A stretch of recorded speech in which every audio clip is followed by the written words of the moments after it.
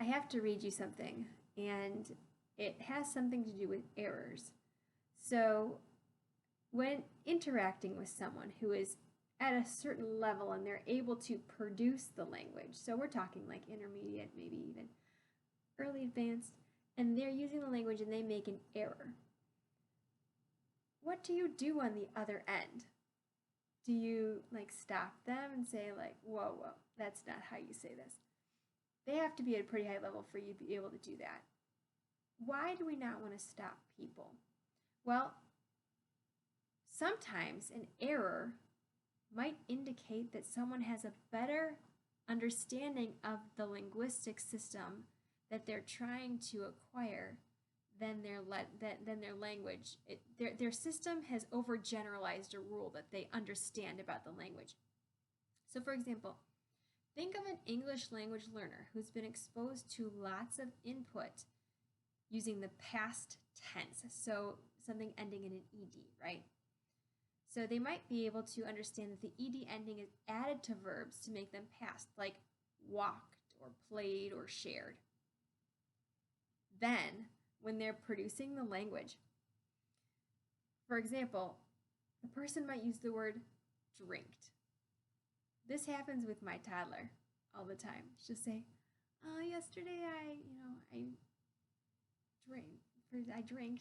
drinked my milk," and it's because the person who would say that has processed the input and has begun to form a developing system. They understand the ed, right?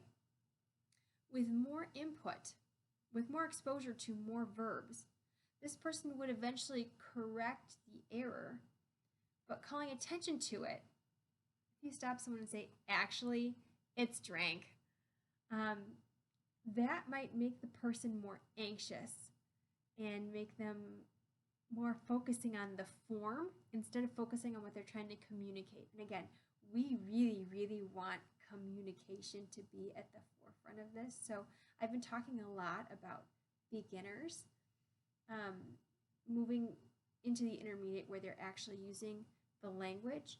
It's very important to not correct people. So this is true, especially if you're interacting with parents who might have had more language practice in their lives than their children. They might be trying to communicate with you. It's important to not try to call attention to the errors, deviations to correct language use, and just focus on the communication, because the more input and the more interaction anyone has in a second language, the errors will begin to correct themselves. So it might be hard, but if you are in a situation where someone is using language, unless they explicitly say, hey, I want you to correct my language, if they say that, go ahead, do it. But if they don't, just let it ride.